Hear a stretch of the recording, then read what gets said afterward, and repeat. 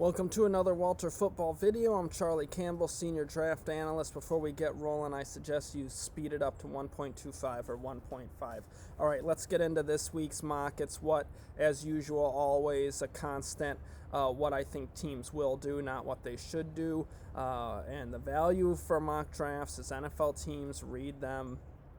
They read my mock, they read other mocks, they read them to gauge where players are projected to go, who might be available at what spots. So let's get into it. All right, first overall pick, Jaguars, Trevor Lawrence. This one's just a foregone conclusion. Everyone around the league knows that this is going to be the pick here. But Trevor Lawrence gives the Jags what they badly need in a franchise quarterback. Now it's up to Urban Meyer and Trent Baalke to build it right around him so they can take advantage of this generational talent, put good pieces in place, build up that defense, help Lawrence to lead them to championships. We'll see if they can do it. They won the lottery. They got a great player available to them when they have the number one pick. So definitely Lawrence is worthy of this spot in any draft class pretty much. Second overall, I have the Jets taking Zach Wilson, the quarterback from BYU. This is an interesting pick because I think the Jets definitely have a shot at getting Deshaun Watson. I think even though the Texans are saying they don't want to do a trade, they're not interested in doing a trade, I think that the further it gets along, I can see it pushing itself more and more towards a trade happening. That's what people around the league think. And definitely the Texans don't want to lose leverage with building up the price for what they'd get for him by saying they're definitely going to deal him. So at any rate, I have the Jets taking Zach Wilson. These picks could change. You can go to Walter Football. I did a mock with the Jets and Texans doing a trade. So these picks are moved around to Houston for New York, from New York. So you can check that out on the website as well. But I think the Jets, from the new regime standpoint, do they want to try and fix Sam Darnold, work with the mistakes made by Adam Gase in his development, or do they want to start fresh with a new quarterback? So I have them taking Wilson, starting fresh. We'll see how this plays out. Definitely very fluid there for New York. Third overall pick, I have the Dolphins taking Jamar Chase, the wide receiver from LSU. Gives to a playmaker, a number one receiver, to go across from Devontae Parker. Will make his job a lot easier when he has some elite talent at receiver, weaponizing that part of the offense for him. So with Parker and Chase together, it's going to be really difficult for defenses with how they deploy their safeties. So Tua would definitely see a nice improvement in terms of single coverage for a special player to get the ball to. So definitely I think Miami could look to trade down, but we'll see if the market is there. But if they're stuck there at 3, I think Chase could definitely be the pick for them. Fourth overall, I have the Falcons taking Justin Fields, quarterback from Ohio State. People expect Matt Ryan and Julio Jones. That's what Atlanta's saying. They're expecting them to be back, but that doesn't mean they won't pass, that they would pass on a quarterback and start the rebuilding process there with a new quarterback.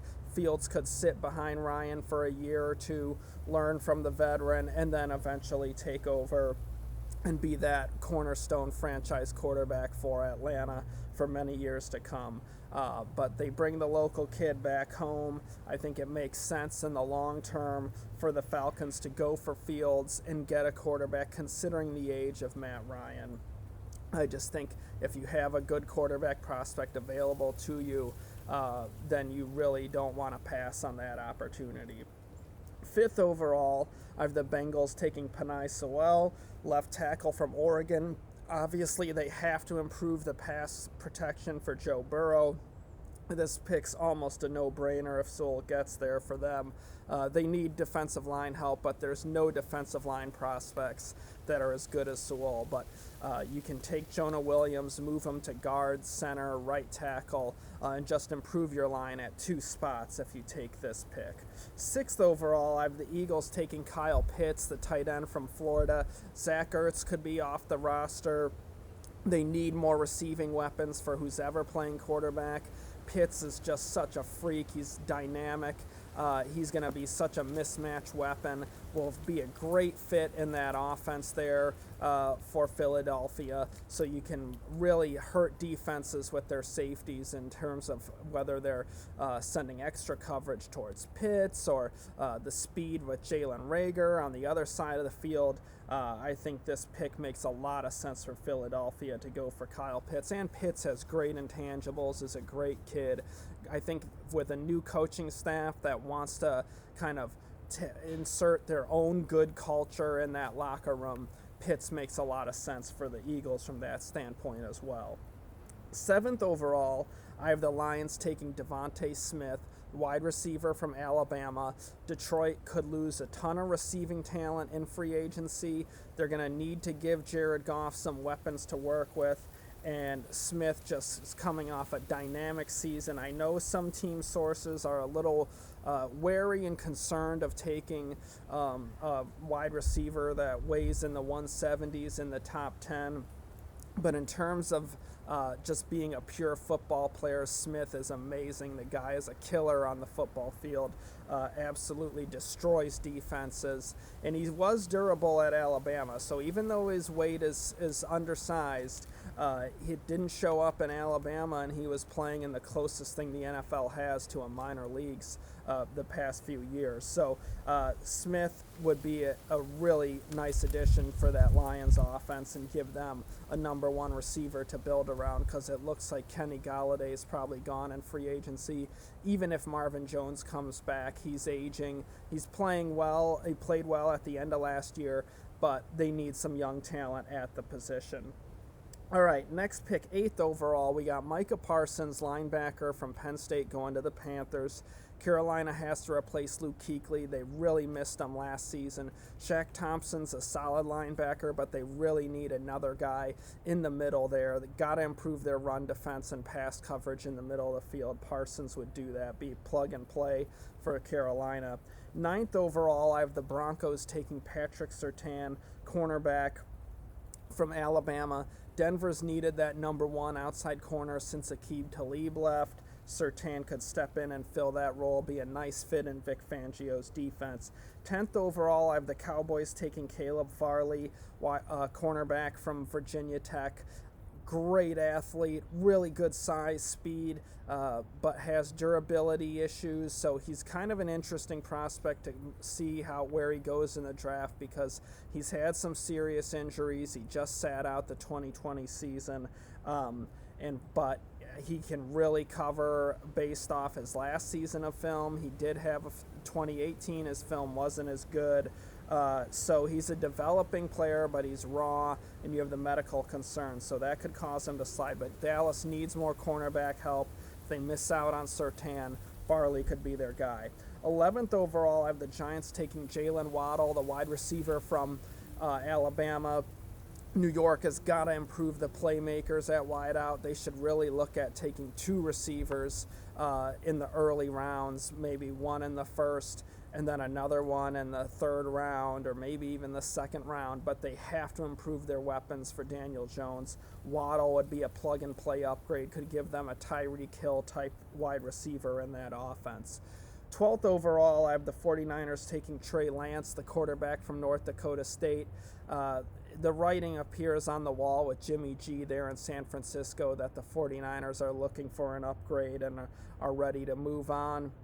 Lance has a great skill set, would be a great player for Kyle Shanahan to groom. Even if they kept Jimmy G for another year, that could help Trey Lance in terms of development. But I think obviously the 49ers need a better quarterback, and they're going to go after it, I think. 13th overall, I have the Chargers taking Elijah Vera Tucker, the left tackle slash guard from USC. The Chargers' offensive line needs a lot of help. The interior is hitting free agency. They need a long-term left tackle as well. So Vera Tucker would be a really nice pick because they could put him in at left tackle or guard, depending on how free agency goes. With his versatility, you're going to upgrade the line there, and they can sign some veterans to kind of help fill it out. But with a versatile guy like Vera Tucker, it gives them more flexibility to just get the best 5 blockers up front to help Justin Herbert. And Vera Tucker helps in the long run. Maybe he starts out at guard, but eventually they move him to left tackle like what happened at USC, and he's off and running there as the long-term franchise left tackle for Los Angeles. All right, 14th overall, I have the Vikings taking Jalen Phillips, defensive end from Miami.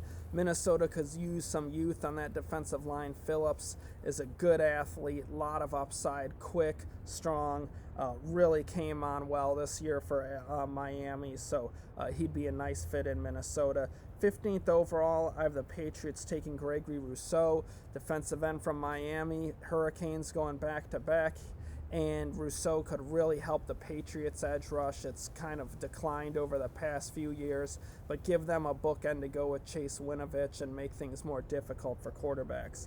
16th overall, I have the Cardinals taking Kwity Paye, the edge rusher from Michigan. He can also slide inside, and he's big, versatile, quick, has a ton of upside. But Chandler Jones is nearing the end of his contract. He's aging. Even if he sticks around, they could use more edge rush across from him. And with Paye's versatility, you can move him inside. So it'll just really improve that Cardinals defense. 17th overall, I have the Raiders taking Jeremiah Owusu-Koramoah, linebacker from Notre Dame. The linebacker play has been an issue for the Raiders for the past few years. They could really use a player like Owusu-Koramoah. I think with Gus Bradley's defense, this would be a great fit. Gus Bradley was a linebackers coach in Tampa Bay with Gruden many years ago. Had Derek Brooks, Barrett Ruud. Owusu-Koramoah is a real fit for that style of defense that Gus Bradley uses. So he would really improve the Raiders' pass coverage in the middle of the field and help them as a run defender.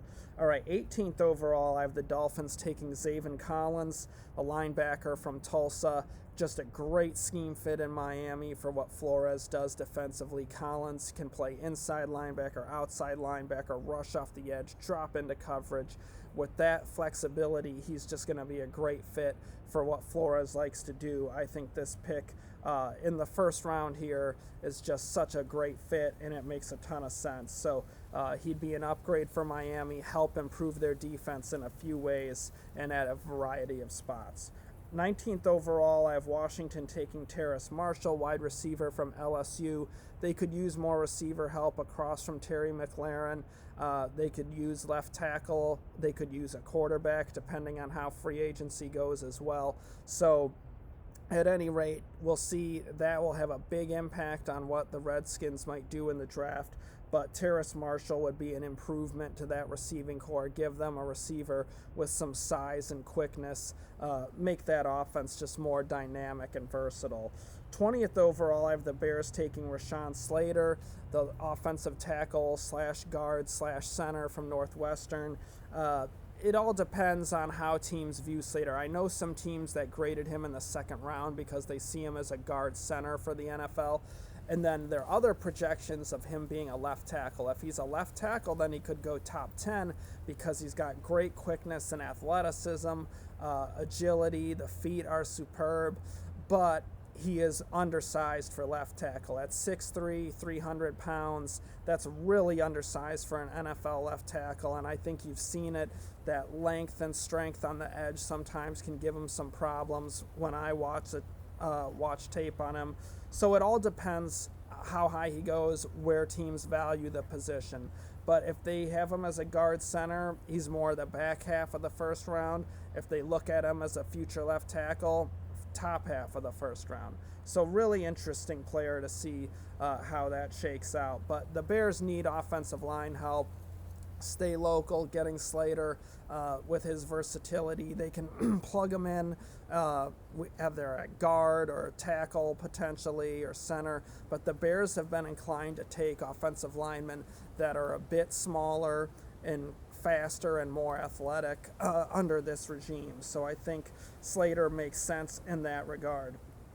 For Dallas, for example, because some people have mentioned the Cowboys taking Slater, they've kind of tended towards the bigger offensive linemen. They want guys with size, so I'm not sure he'd be as good a fit for what Dallas wants to do there. But anyways, interesting player. We'll see how it fleshes out throughout the lead up to the draft and where more teams are valuing him in terms of position, and then the result of that, where he goes in the draft.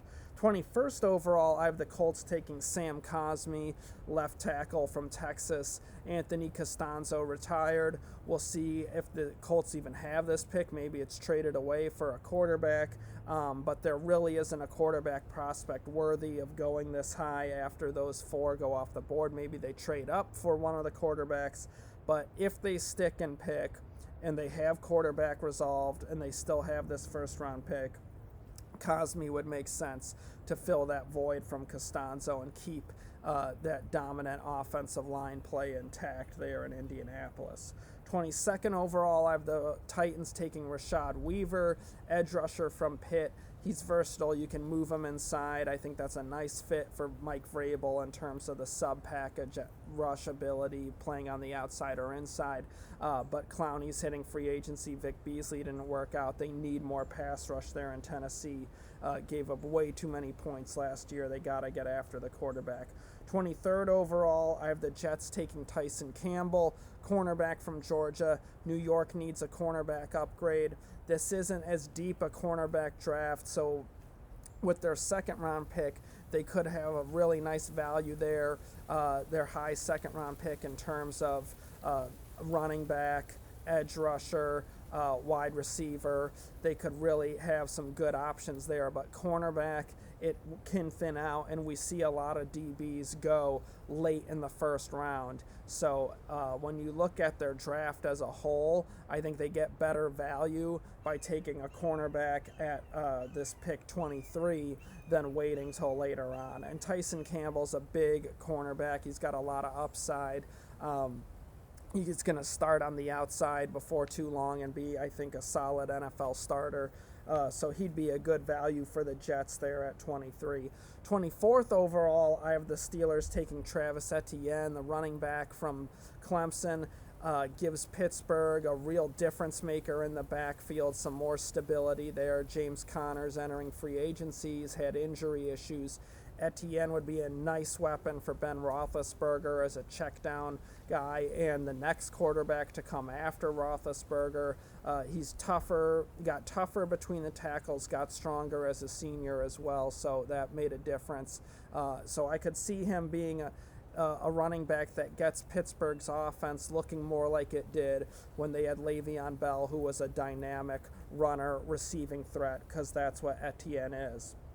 25th overall, I have the Jaguars taking Alex Leatherwood, left tackle from Alabama.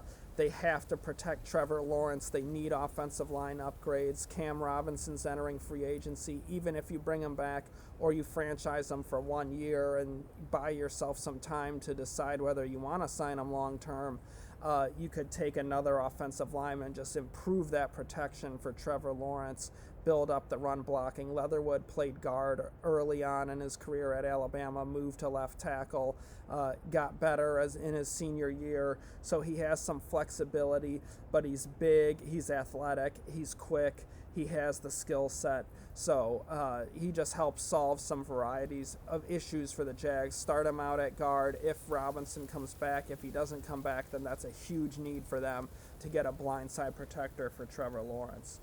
So either way, I think that this pick makes sense for the Jags, whether it's this one or their high pick in the second round. I think there's some really good offensive tackles that are going to be available, so it makes sense for the Jags to build up that line and protect their asset in Lawrence. All right, 26th overall, I have the Browns taking Carlos Basham, defensive end from Wake Forest. big, tough defensive end. You can also move him inside to tackle on the sub package. But the Browns paid a huge amount of money to Myles Garrett. They're going to need some other cheaper defensive linemen to go next to him, and you need, obviously, talent at such a critical position for winning in the NFL, so you get a cheap guy on a rookie contract, and now you're going to be able to have some savings as Olivier Vernon and Sheldon Richardson move on, and they're going to need that money when it comes to paying Baker Mayfield and Nick Chubb and some other contracts they have coming up here. So Basham makes sense to the Browns in a variety of ways. 27th overall, I have the Ravens taking Christian Darrisaw, left tackle from Virginia Tech.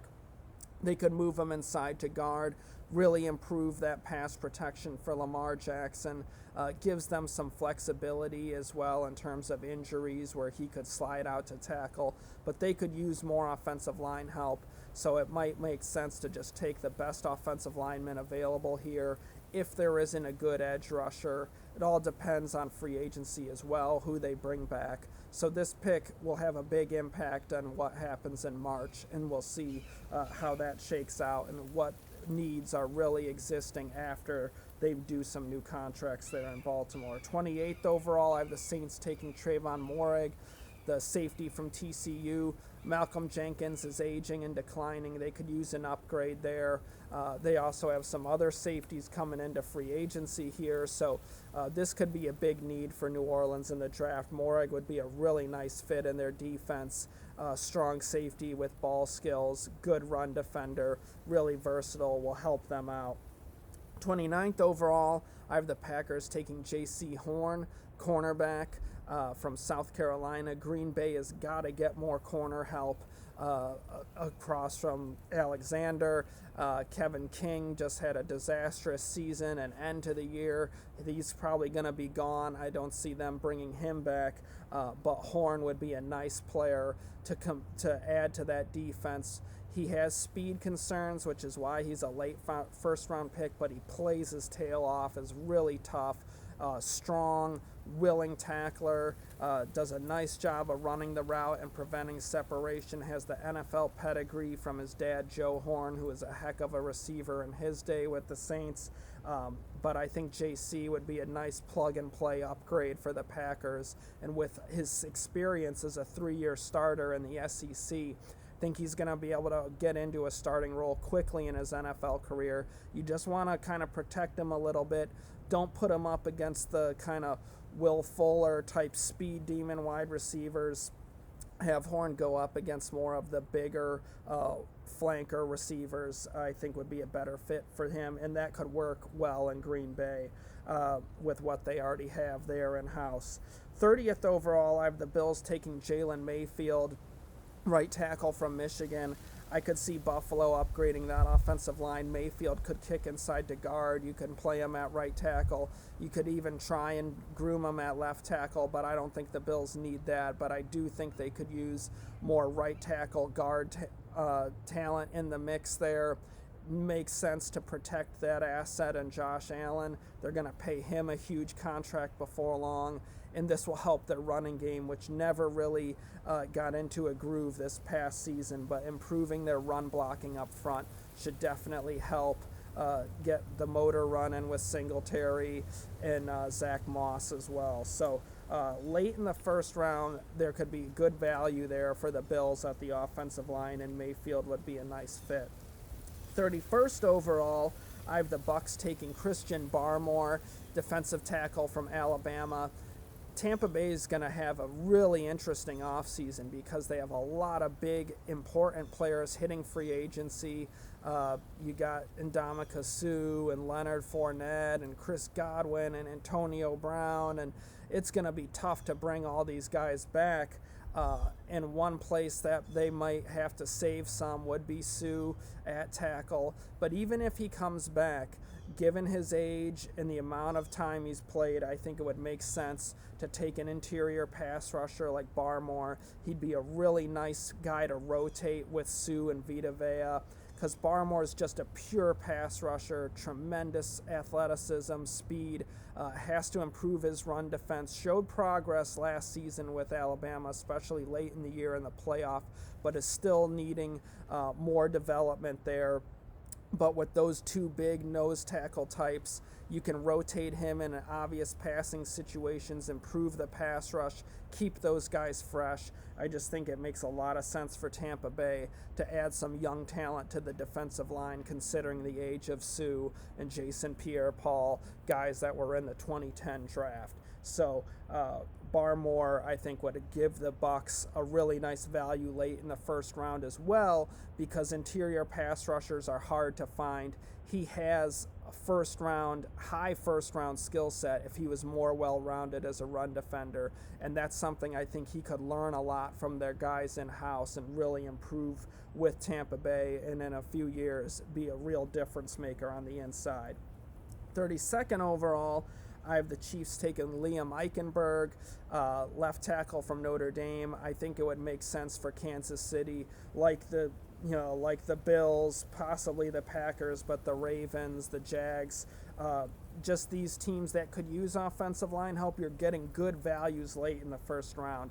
So the Chiefs don't have as many big needs. They have a loaded roster, but never a bad idea to improve the protection for Patrick Mahomes, get more out of the run game with Clyde Edwards-Helaire, get more out of your receivers when you have good blocking and you give Mahomes time to get them the ball.